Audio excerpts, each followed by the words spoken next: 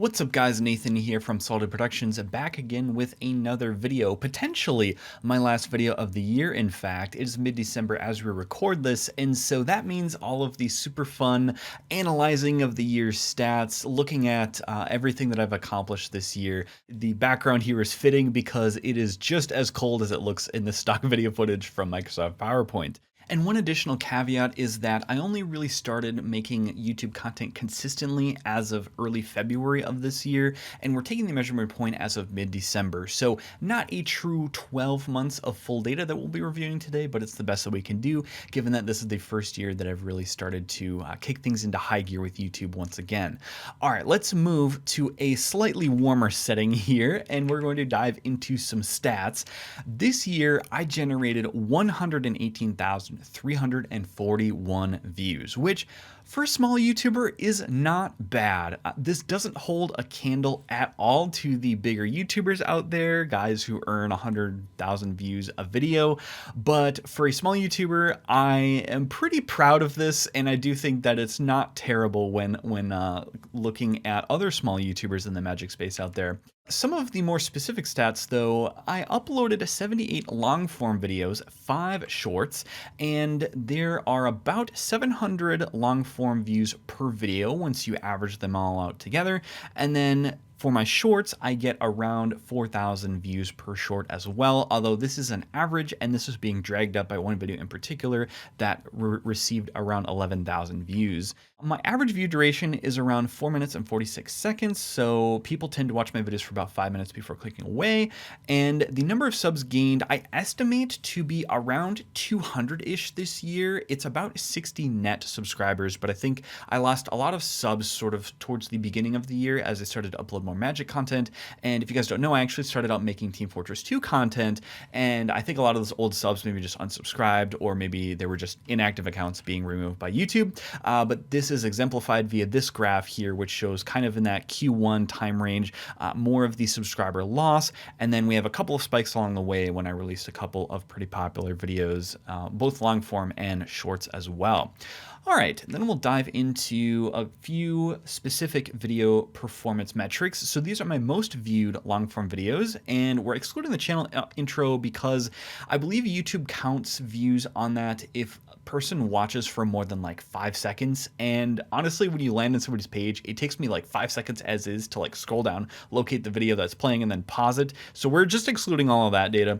But number one here, we had my Zimone Precon upgrade. I guess you could call it a Precon upgrade guide. It's more of a high power deck tech using Zimone as the commander. So this was at about 6,000 views, and I do like this video. I was kind of surprised that this is one of my best performing videos, just because I feel like Simic Landfall has already been done quite a bit, but maybe this video just had timing on its side, or maybe there's just not many other people making videos about this particular Precon that would be displayed as sort of a higher power version. Kind of interesting that this was my number one performing video. I did not expect it to be. Number two here is around 3,000 views for the Bloomborough Bellow Bard of the Brambles preview. So I think this might have been a timing one as well. Typically when the Precon commanders are spoiled, I make it a point to kind of drop everything that's going on in my life and like crank out a few videos to just talk about what these are, so that it's sort of the early bird gets the worm in terms of the views. And I think this one paid off with that timing. It was released on July 10th, so I think they had been spoiled maybe a day before or so. So you can sort of get the jump on other YouTubers when it comes to this stuff. But Bello, I thought, you know, if I'm being completely honest here, and anybody who loves Bello Bard of the Brambles, I don't want to yuck your yum, but I thought that Bello was just sort of a mid commander, and the deck sort of falls apart if Bello gets removed consistently. So maybe people were just thinking of ways to brew around him to avoid that. I don't know. I didn't think he was a particularly like interesting commander. I mean, I guess he was the first of his unique effect in terms of animating enchantments and so forth, but Gruul Enchantress has been done before. It was just sort of weird to see support given to Gruul Enchantress as an archetype. And then my third most viewed video, the state of TF2 in 2024 at around 3,000 views as well. So really quick commentary on this one. I know you guys probably don't care about Team Fortress 2 being Magic the Gathering enjoyers, but TF2 is still consistently one of the most played games with an active player base on Steam. And so I just wanted to pay homage to that while also sort of highlighting how good the game is still in 2024. I mean, geez, it was really developed back in like 2007 or 2009. The original console version came out on Xbox, I believe, with the Orange Box game package for you boomers out there who had the original Xbox. But the TF2 is still a great game in 2024. It's just that the worst part of it is that it is infested with bots.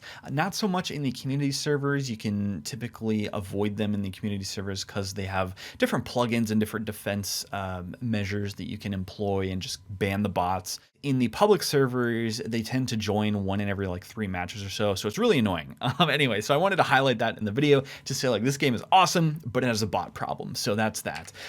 Next here we have the most viewed short, and I've only actually made 5 shorts this year, so I'm just going to throw them all up on screen.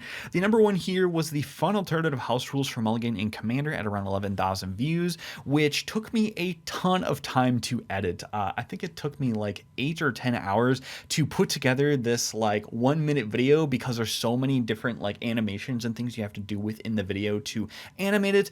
Also, if you see here the bottom portion, the little deck, I actually took a picture of on top of my green screen, so like I had to set up a photo to get that exact image because there was nothing posted online already. But anyway, that was performed really well, which I was again pretty surprised at. And then my second most viewed short is me just asking Wizards of the Coast to print more Teamer uncommons, because in Pauper EDH, your commander has to be an uncommon as the qualifier to be your commander, and Teamer has exactly 1 uncommon commander, and it is very uninspiring. And so that video was sort of a meme just asking Wizards to print more Teamer cards. The third video is actually just a meme short, just joking about how to quickly cut cards from your commander deck. And at the end of the day, you'll have cut like 1 card after staring at it for like 5 hours. So that was just sort of joking around about that. The most underrated blue card in Commander is talking about Subjugate the Hobbits and how that card should be played in more decks. And then the powerful 2 CMC commanders is just talking about the 2 CMC ramp commanders such as, oh gosh, I believe Ruby during Tracker and then Susan Foreman, I think, were 2 commanders in focus there, where basically you don't need to run a ramp package in your commander decks if you run ramp in your command zone. So that's sort of the point that video was trying to make. So those are my shorts, and now we'll move on to my least viewed videos. So cue the wah wah. Number 1 is 40 views, Goldfishing my 3-for-1 tribal turbo brood commander deck. So this was and actually I'm just going to reveal the rest of these because number 3 is the commander deck tech. It was me basically just live brewing a deck around a funky theme where, and maybe the fact that these did not do well is just because of the title. It's not something that people would typically search out because it's such a jank theme, but basically it was taking all of these sort of 3-for-1 cards that you can find in Commander, jamming them into a deck so that your whole deck is basically just super efficient 3-for-1 removal and or card advantage.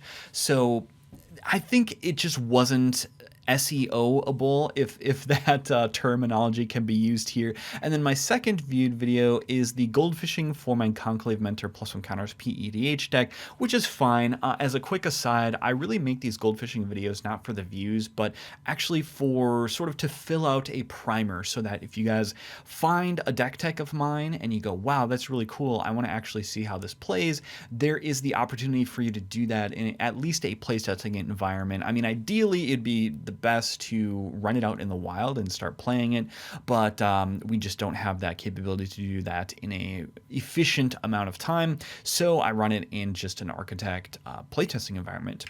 All right, and then we move on to the most commented long form videos. So this is just kind of mirroring the number of most viewed videos.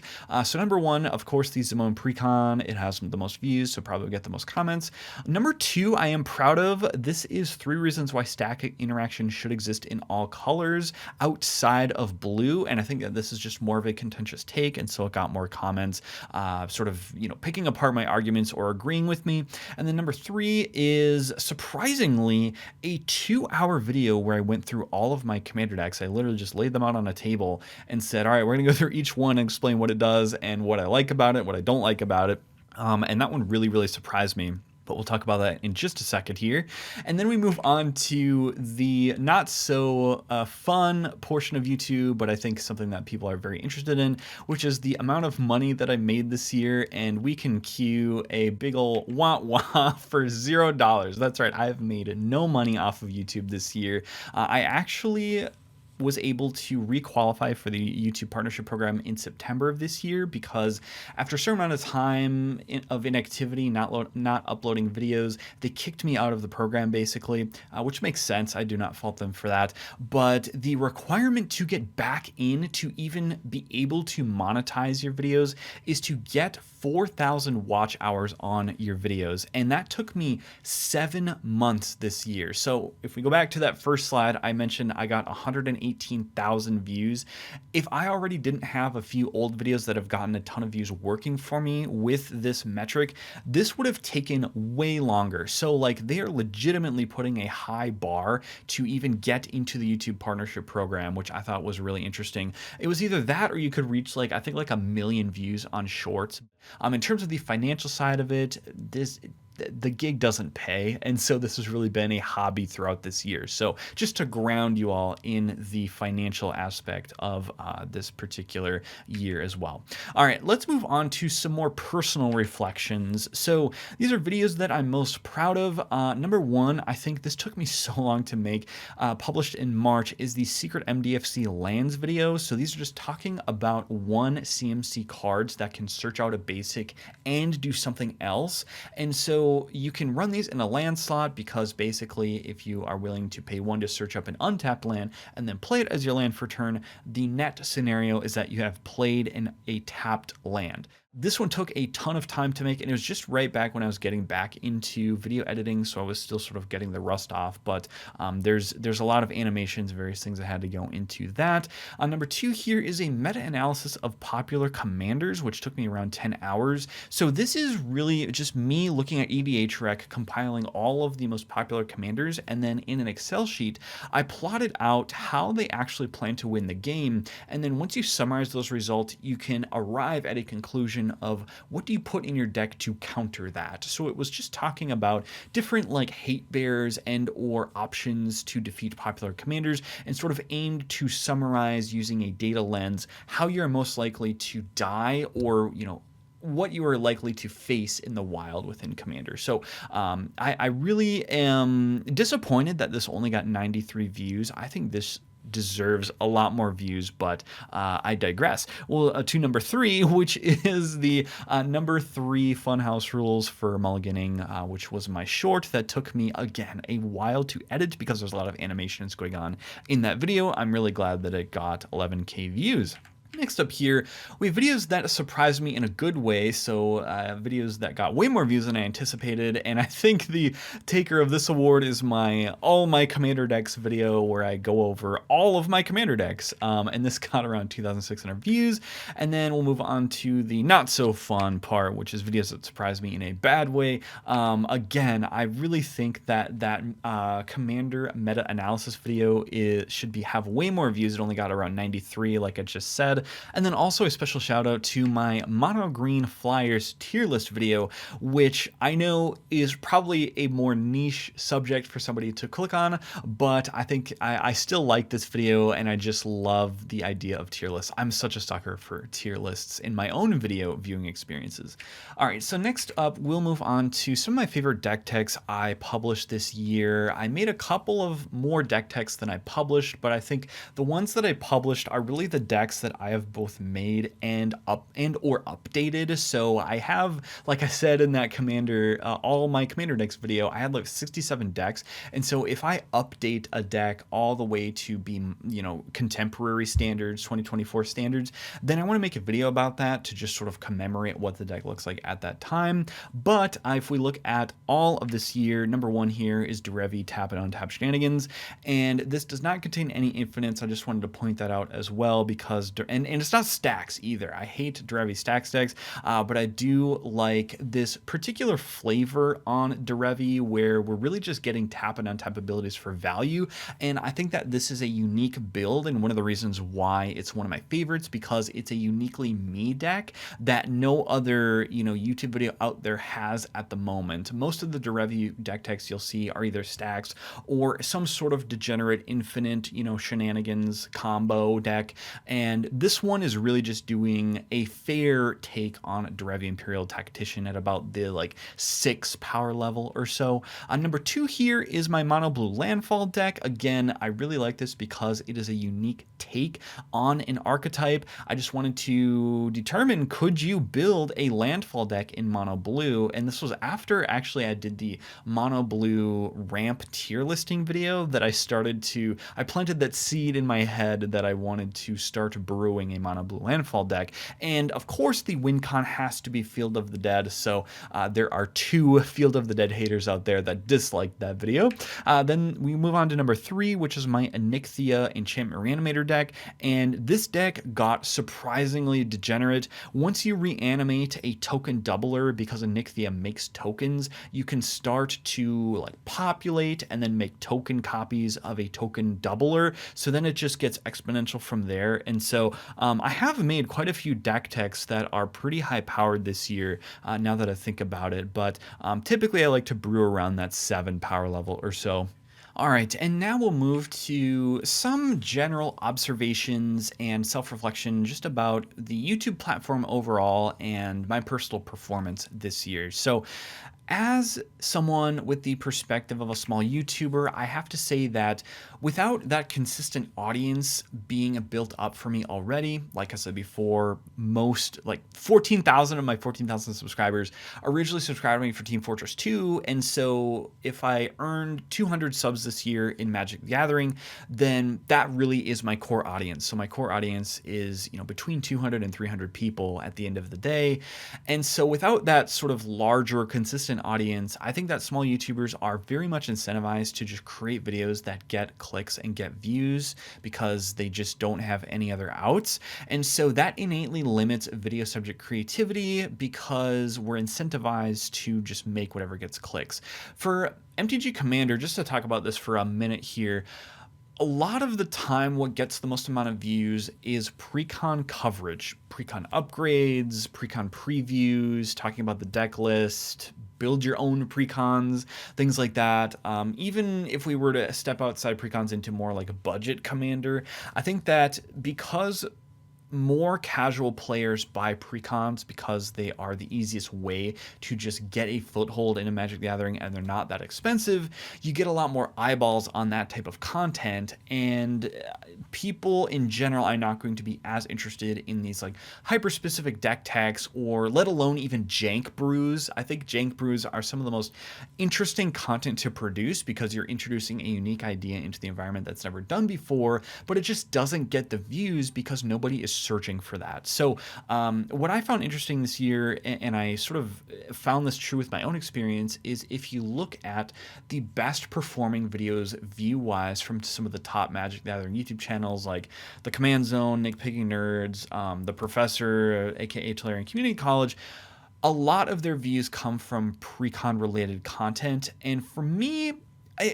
I'm not against making pre-con related content, but it is not something I feel compelled to do every time a new pre-con comes out, just because so many pre-cons are so low powered to begin with, where if you want to be a true perfectionist and sort of bring it up to standard power levels or contemporary power levels in 2024, you're gutting more than half of the deck. So I don't know if there's really an appetite for that type of content. It just feels like with precons, you're always playing at that lower power level, which I personally am not a huge fan of.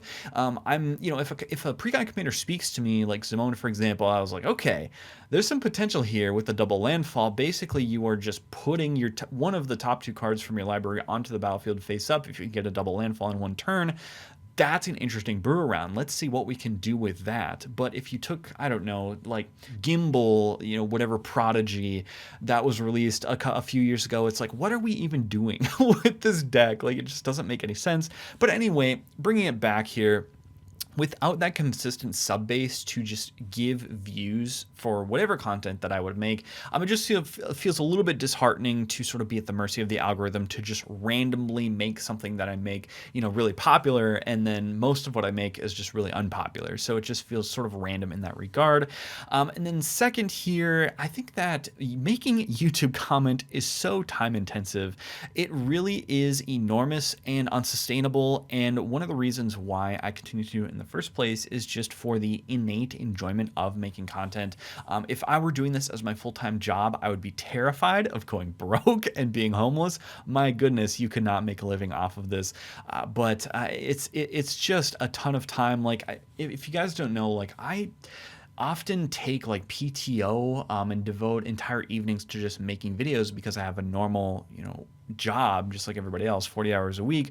So you are sacrificing a lot of your hobbyist time that I would have spent doing something more relaxing or something more fun to make videos. And that's not a complaint. That's just pointing out that a lot of people don't realize the amount of time that goes into making content, and it's often between 6 to 8 hours per video. I would even say, you can maybe get away with 3 to 4 hours per video if it was very simple. But even just making this PowerPoint that you're seeing right now took me, at least an hour to make. Then there will be another probably hour or so, hour and a half of video editing. Then there's the thumbnail uploading. Then there's all of the SEO and the YouTube description and tags and all of that stuff. And so there's just a lot that goes into it. Number 3 here, I do have more sympathy for channels who spin up Patreons and just in general pimp more products, because YouTube doesn't compensate for anything. And if this is your full-time job, you have to put food on the table somehow. And so I think that,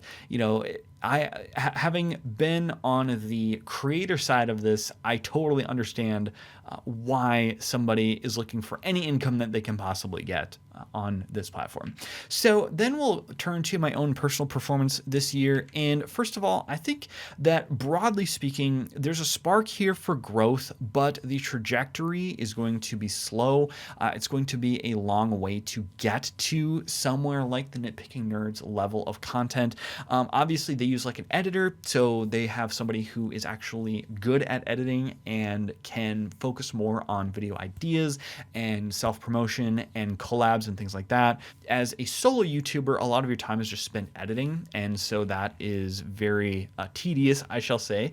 And honestly, I'm not sure how sustainable the YouTube thing will be as a hobby, given some things that I have coming down the pike, like, looking at potential kids in the future within the next maximum 5 years or so, and that's just going to be a huge time investment, just along with being busy in life in general. So I predict it will take probably 4-ish years if we were to continue to make content on a regular basis to sort of get to be that medium-sized YouTuber. Even if you were to look at being half as big as somebody like the Nitpicking Nerds, that would definitely take at least 3 or so years, I would imagine, just based on what I've seen this year.